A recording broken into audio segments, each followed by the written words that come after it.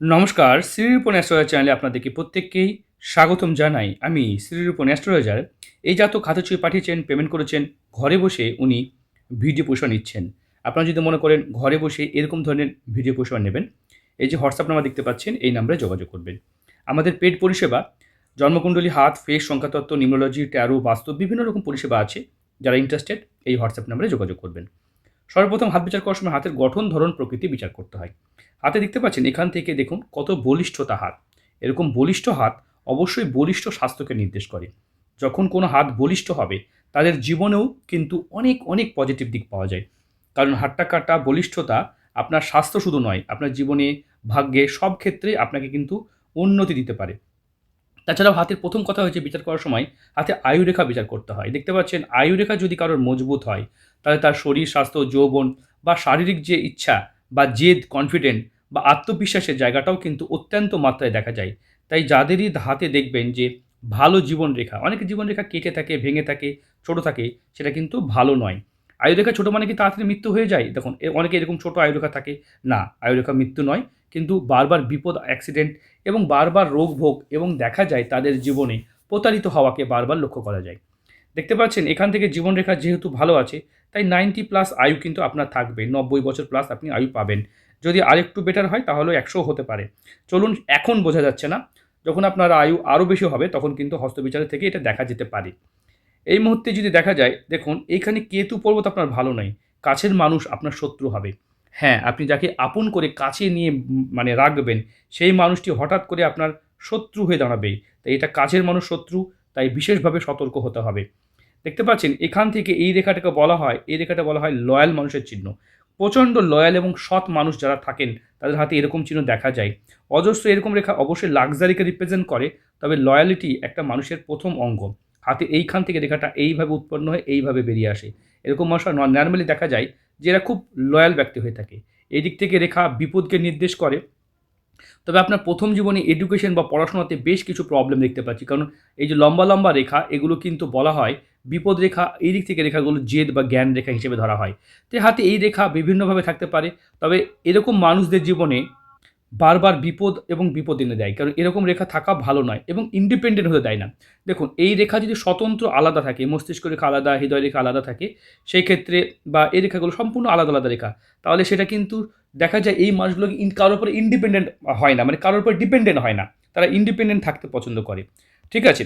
এবার যদি দেখতে পান বৃহস্পতি পর্বতটা, এইখানে দেখুন হাতে শনি এবং রবি উঁচু হয়ে অবস্থান করছে, বৃহস্পতি নিচু হয়ে অবস্থান করছে। তবুও কিন্তু বৃহস্পতি অনেকটা বড়। তা আপনার ধার্মিক মনোবৃত্তি থাকবে, ধর্মকর্মের কাজ আপনার কিন্তু করতে ইচ্ছা করবে। তবে মস্তিষ্ক রেখা আপনার কিন্তু এখান থেকে এসে দেখুন এই পর্যন্ত এসে গেছে। হৃদয় রেখা আপনার দুভাগে ভাগ হয়ে গেছে। হৃদয় রেখা দুভাগে ভাগ হলে কি হয়? প্রথম প্রশ্ন হচ্ছে, হৃদয় রেখা আমাদের হৃদয়কে নির্দেশ করে। তাছাড়া এটা লাইফ লাইন হিসেবেও পূর্ণ শাস্ত্রে অনেক জায়গায় বর্ণনা পেয়েছি। তাই যেহেতু এই যে এইটাকে জীবনরেখা আগে বলা হতো, যাই হোক মানে প্রাচীন শাস্ত্রে, এই অ্যাস্ট্রোলজি শাস্ত্রে এগুলো পাওয়া যায়।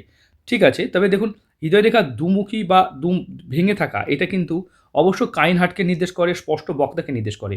এরা কখনোই কারোর মন পায় না। যাদেরই হৃদয় রেখা দেখবেন, আপনি কিন্তু কখনোই কারোর মন পাবেন না। আপনার কিন্তু বারবার দেখা যাবে আপনি কিন্তু মন পাচ্ছেন না।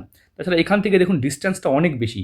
যদি এইরকম ডিসট্যান্স বেশি হয়, এরা কিন্তু প্রচুর নিজের জন্য নয়, সমাজের জন্য প্রচুর কল্যাণমূলক কাজ করতে পারে। রবির ক্ষেত্রে বড় হলেও এরা কিন্তু প্রচুর দেখা যায় রবি ভালো হয়ে যায় এবং রবির ক্ষেত্রে কর্ম অনেক বেটার হয়। সাপোর্টিং লাইন এখান থেকে এসেছে, বাট রবি রেখা আপনার থাকার দরকার ছিল, সেখানে নেই। তাই নিজের নাম, ফেম, যশ, খ্যাতি বানাতে সমস্যা হবে। হাতে আছে ডাবল ম্যারেজ লাইন। অনেক সময় ছোট ম্যারেজ লাইন বিয়ে শাদী থেকে দূরে রাখে। বিয়ে রেখা থাকলেই যে বিয়ে হবে এরকমটাও নয়। অনেকেই কিন্তু বিয়ে করতে পছন্দ করেন না, কারণ যাদের হার্ট রেখা, যাদের ভাঙা থাকে না, তাদের ন্যাচারালি দেখা যায় সম্পর্ক তাদের ঠিকঠাক হয় না, তাদের ম্যারেজ থেকে তারা দূরেই থাকতে পছন্দ করে। এদিক থেকে রেখা উঠে এইভাবে চলে যাচ্ছে, এগুলো কিন্তু দৈব রেখা হিসেবে ধরা হয়।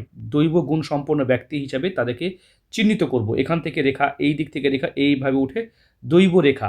এরকম মানুষরা কিন্তু ভালো জ্যোতিষ, ভালো একদম মানে ধর্মগুরু বা এরাও কিন্তু কাজ করতে পারে। ধার্মিক প্রবৃত্তি এদের মধ্যে থাকেই। কারণ দৈব রেখা থাকা মানে জানতে হবে ভবিষ্যৎকে তারা দেখতে পায়। ভবিষ্যতে কী হতে চলেছে, কী ঘটে চলেছে তারা কিন্তু অনুভব করতে পারে। এখান থেকে রেখা এই দিকে সরে যাচ্ছে। এটাও কিন্তু একটা সামাজিক অশান্তিকে নির্দেশ করে। এরা সংসার ধর্ম ত্যাগ করে পালাতে পছন্দ করে। কারণ হার্ট লাইন ভালো নয় মানে সংসার ধর্ম তারা পছন্দ করে না। অনেক সময় দেখবেন সংসার ছেড়ে ছুড়ে পালিয়ে যাচ্ছে।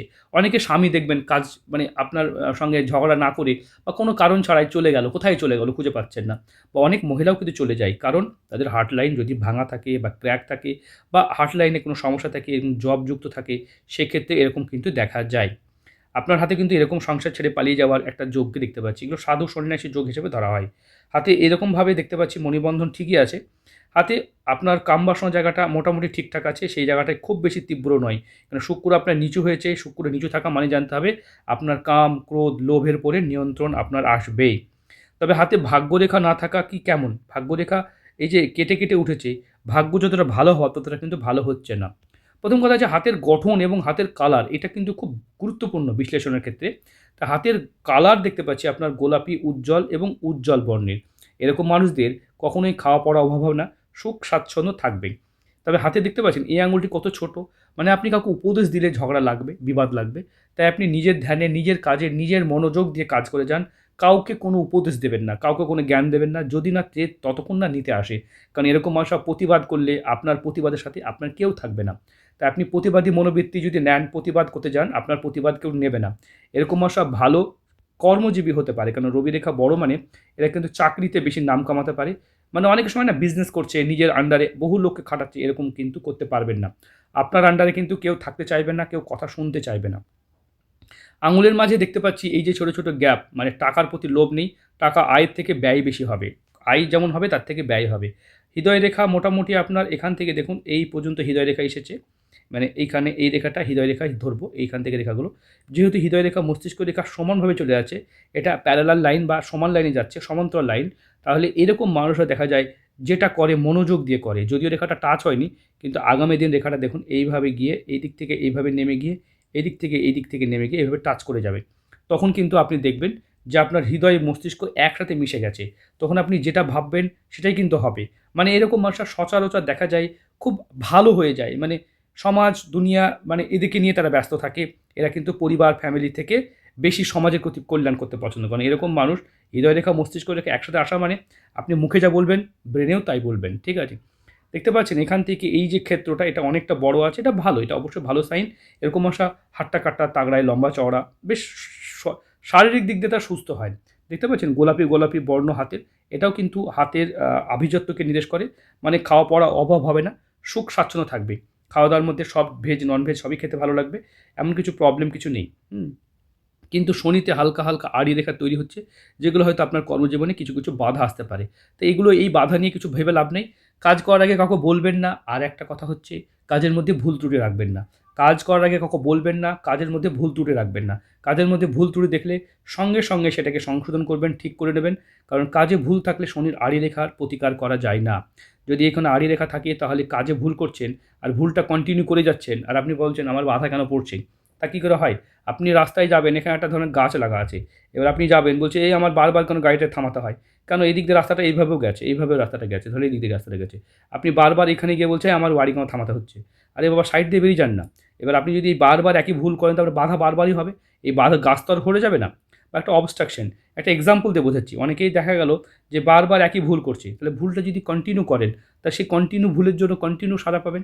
যখন বেশি বারবার হবে তখন আড়ি রেখা কিন্তু আরও গাঢ় থেকে গাঢ়তর হয়ে যাবে। এই রেখাটা হয়তো এই হাতে আড়ি রেখা নেই বলে বললাম।